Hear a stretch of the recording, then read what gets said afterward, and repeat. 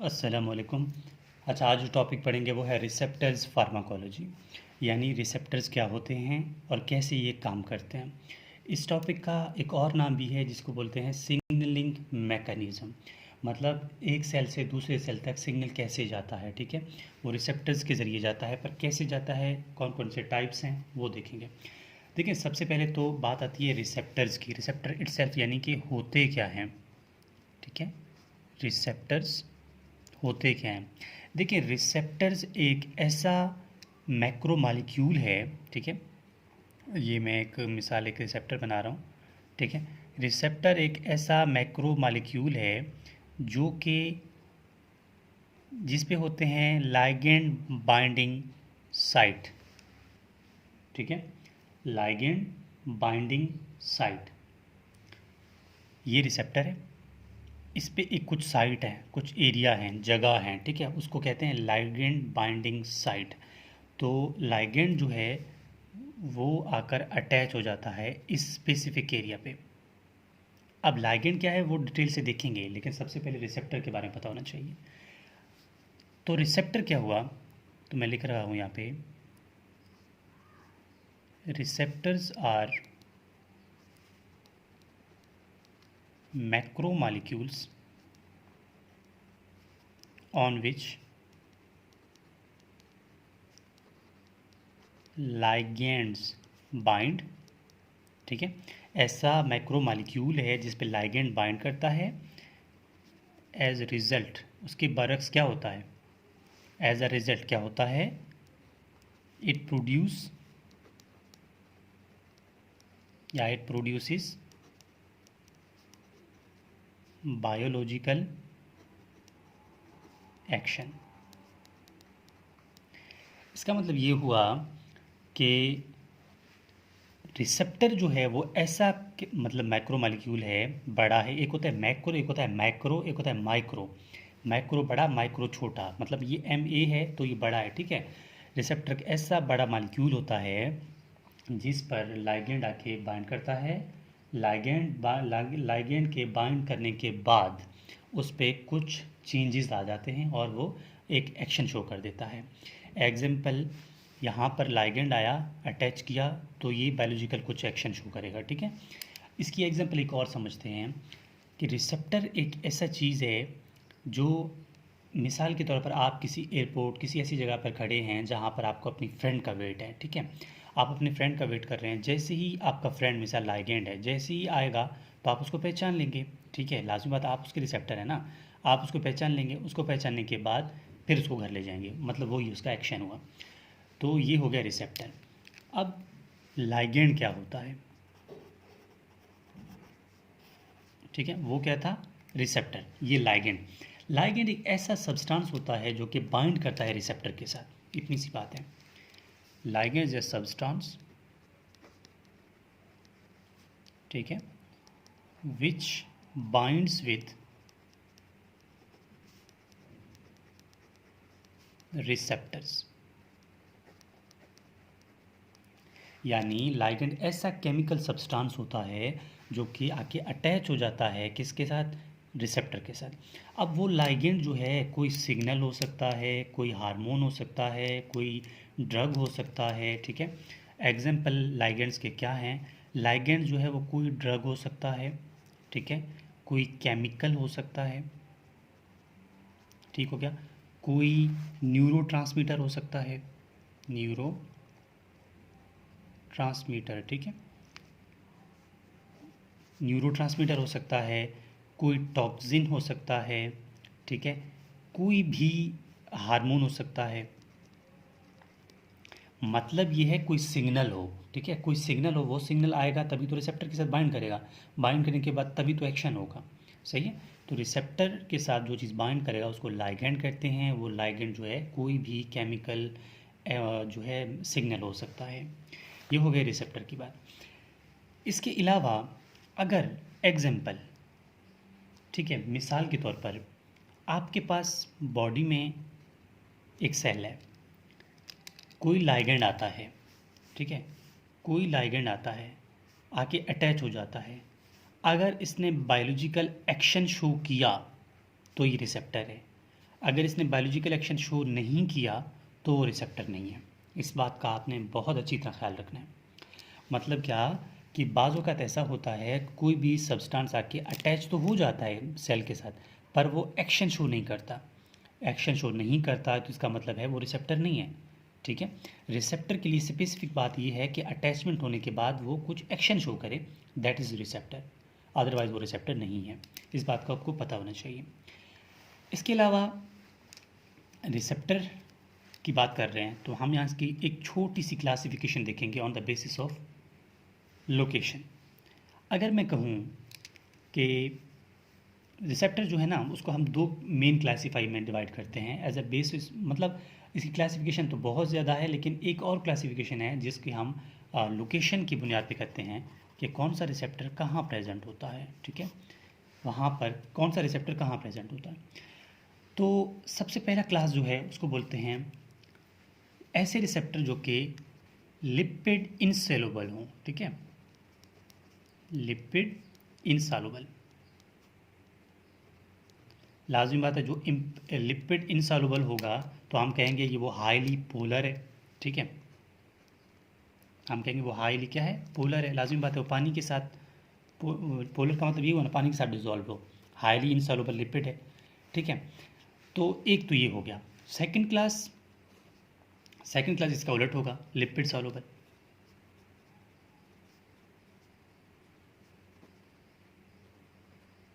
ठीक है, एक लिपिड सॉल्युबल है, एक लिपिड इनसॉल्युबल है।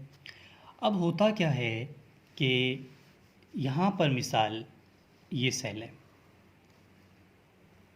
ठीक है, ये सेल प्रेजेंट है।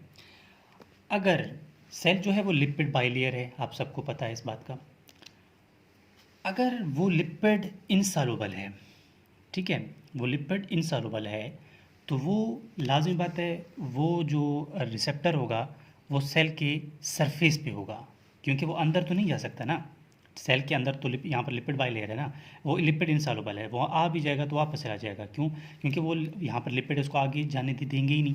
तो लिपिड इनसॉल्युबल जो भी रिसेप्टर्स होते हैं वो सेल के सरफेस पे होते हैं हमेशा। इस बात को माइंड में ऐसे रख लो जैसे बचपन में एबीसी पढ़े थे। ठीक हो गया?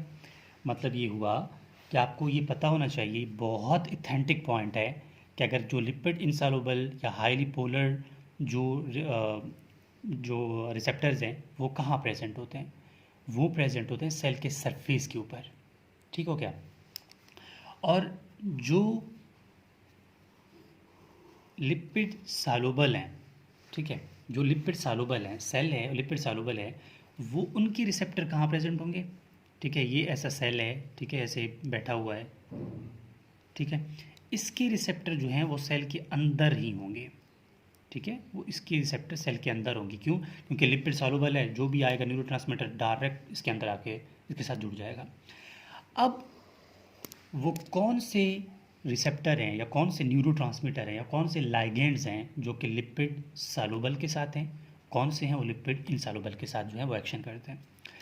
कुछ एग्जांपल मैं लिख देता हूँ यहाँ पे। जो लिपिड सॉल्युबल हैं जो कि सेल के सरफेस पे होते हैं वो ग्रोथ हार्मोन का रिसेप्टर है। ठीक है, वो TCH थायराइड स्टिमुलेटिंग हार्मोन का रिसेप्टर है, ल्यूटिनाइजिंग हार्मोन का रिसेप्टर है। ठीक है, एपिनेफ्रीन का है, एपिनेफ्रीन।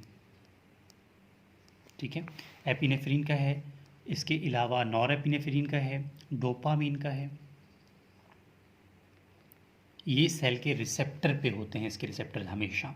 MCQs में भी आ सकता है कि epinephrine receptor located on which of the following area, surface, inside, lateral, मतलब जो भी होगा आपको माइंड में आना चाहिए कि लाजमी बात है सरफेस पे होंगे। और जो लिपिड इनसॉल्युबल होंगे, ठीक है, लिपिड इनसॉल्युबल में हमेशा आपको याद रखना है स्टीरॉयड आते हैं और कुछ सेक्स हार्मोन्स आते हैं। ठीक है, या फिर स्टीरॉयड हार्मोन भी उसको बोल सकते हैं। सबसे पहले टेस्टोस्टेरोन, टेस्टोस्टेरोन, एस्ट्रोजन, ठीक है, और इसके अलावा टेस्टोस्टेरोन, एस्ट्रोजन, इसके अलावा एल्डोस्टेरोन,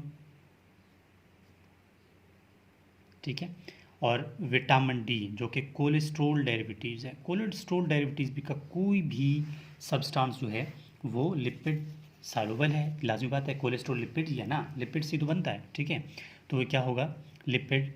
अब इसको बताने का मकसद ये था कि आपको पता होना चाहिए कि अगर हम कोई भी drug related to epinephrine, non epinephrine, dopamine, luteinizing hormone, ऐसा कुछ पेप्टाइड वगैरह का दे रहे हैं, तो वो लोकेशन होगी इसकी सरफेस।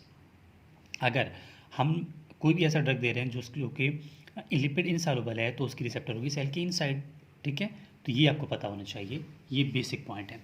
अब इस बेसिक पॉइंट समझ आ गई है हमें, अब इसको हम आगे देखेंगे कि किस तरह जो है ये मतलब जो इसको वन बाय वन चेक करेंगे आगे कि किस तरह होता है, ठीक है, आपको सही समझ आएगा। अब जो है वो रिसेप्टर जो कि सेल के सरफेस के ऊपर थे, उसकी बात करेंगे, लाजमी बात है। तो मैं लिखूँगा रिसेप्टर्स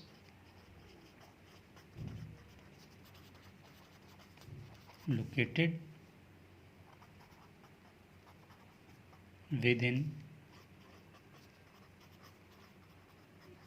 सेल मेम्ब्रेन, या वो रिसेप्टर जो कि सेल के सरफेस पे प्रेजेंट होते हैं, ठीक है। ये होते हैं तीन।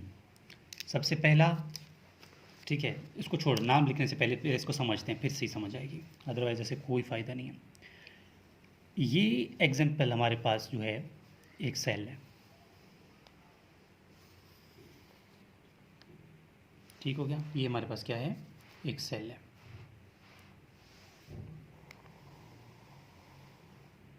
ठीक हो गया। अब इस सेल के सरफेस पे ही वो रिसेप्टर होंगे ना, ठीक है, जो लिपिड इनसॉल्युबल होंगे। अब पहला क्लास जो है रिसेप्टर का, बहुत गौर से समझना है, बिल्कुल अथेंटिक लेक्चर है ये। और ये जो पॉइंट अभी जो बता रहा हूँ ये बहुत इंपॉर्टेंट है, मोस्टली ड्रग्स जो हैं वो इसी को फॉलो करते हैं। सबसे पहला रिसेप्टर जो है जिसको बोलते हैं सर्पेंटाइन रिसेप्टर, ठीक है, नाम याद रखना है, सर्पेंटाइन रिसेप्टर। वो सर्पेंटाइन रिसेप्टर कुछ इस टाइप का होता है, ठीक है। ये होता है सर्पेंटाइन रिसेप्टर।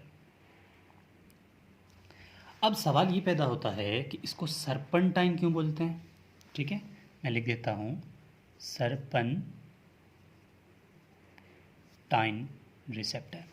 देखिए, इसको सर्पेंटाइन इसलिए बोलते हैं क्योंकि सर्पेंटाइन वर्ड यूज़ किया जाता है स्नेक के लिए, सांप के लिए।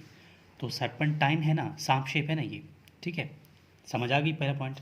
इसका एक दूसरा नाम है जिसको बोलते हैं सेवन पास रिसेप्टर। सेवन पास रिसेप्टर। सेवन पास रिसेप्टर क्यों, देखें, सेवन पास रिसेप्टर इसलिए, आप इसको देखें कि ये मेम्ब्रेन को 7 दफ़ा क्रॉस करता है, देखें, फिर अंदर आता है, 1 2 3 4 5 6 7, इसीलिए इसको सेवन पास रिसेप्टर कहते हैं। ठीक हो गया।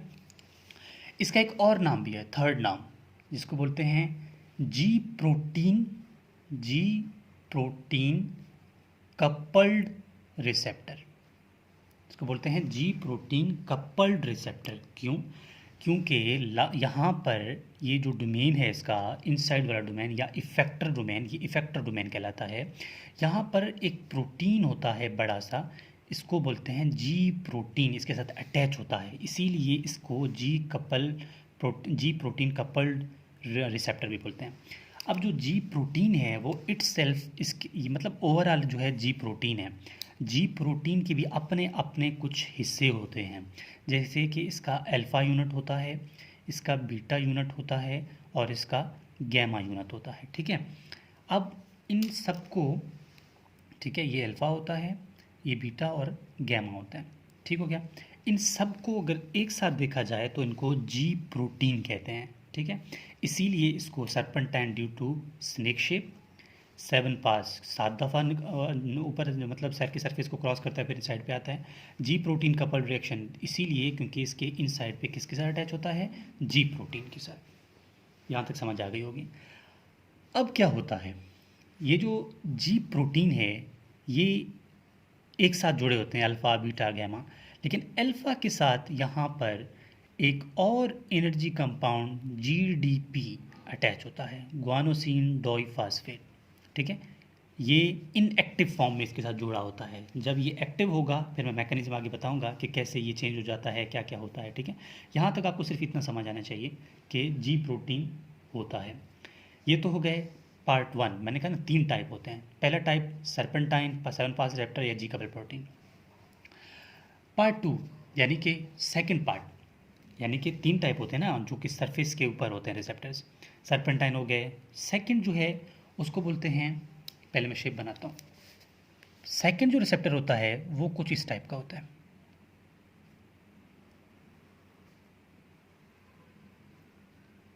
ठीक है, वो कुछ इस टाइप का होता है। तो इसको बोलते हैं वन पास रिसेप्टर। देखें वन पास रिसेप्टर क्यों, लाजमी बात है ना, इसने सरफेस को वन टाइप पास किया हुआ है, सिंपल बात है, ठीक है। इसका एक और नाम भी है, इसका एक और नाम है जिसको बोलते हैं enzyme linked receptor. Enzyme linked receptor क्यों? क्योंकि इसके नीचे यहाँ पर कुछ इंजाइम्स होते हैं, वो इस इंजाइम को एक्टिवेट करेगा और यही इंजाइम क्या करेंगे, एक्शन शो करेंगे, ठीक है। इसीलिए इसको इंजाइम लिंक्ड रिसेप्टर भी कहते हैं। दोबारा समझ लें, इसको वन पास रिसेप्टर इसीलिए कहते हैं क्योंकि सरफेस के ऊपर एक दफ़ा ही क्रॉस करता है। इसको इंजाइम लिंक्ड रिसेप्टर इसलिए कहते हैं क्योंकि यहाँ पर इसके नीचे जो है वो इंजाइम्स होते हैं। जैसे यहाँ पर लाइगेंड आके अटैच हो जाएगा, ठीक है, लाइगेंड जो पहले समझाया था, लाइगेंड आके अटैच होगा तो ये एक्टिवेट हो जाएगा, इसका इफेक्टर डोमेन ये एक्टिवेट करेगा इस इंजाइम को। ये इंजाइम क्या करेगा, ये इंजाइम आगे काम करेगा, इसीलिए इसको इंजाइम लिंक्ड रिसेप्टर कहते हैं, ठीक हो गया। थर्ड लास्ट जो टाइप है इस रिसेप्टर जो सेल मेम्ब्रेन के ऊपर, उसको बोलते हैं लाइगेंड ऑपरेटिंग या ऑपरेटेड चैनल्स। उसकी शेप जो है वो इस टाइप का होता है,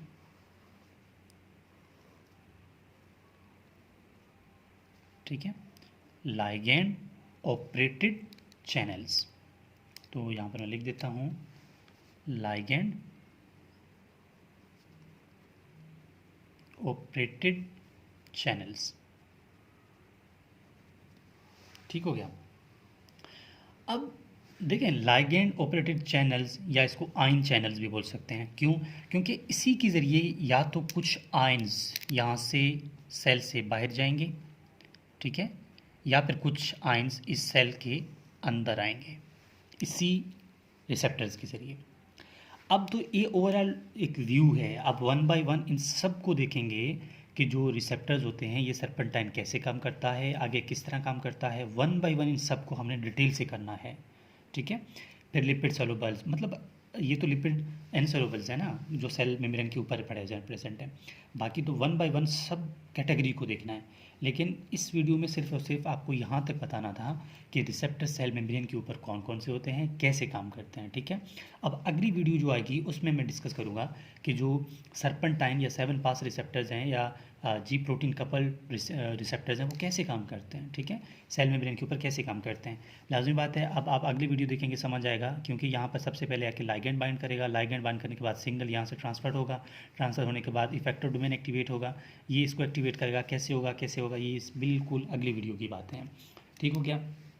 यहाँ तक आपको समझ आ गई होगी कि रिसेप्टर क्या होते हैं, लाइगेंड क्या होता है, 7 पास रिसेप्टर क्या होते हैं, 1 पास रिसेप्टर या लाइगेंड ऑपरेटेड चैनल्स क्या होते हैं और वो कैसे काम करते हैं, ये अगली वीडियो की बात है, ठीक हो गया। सो होपफुली आपको इस टॉपिक की समझ आ गई होगी। Thank you.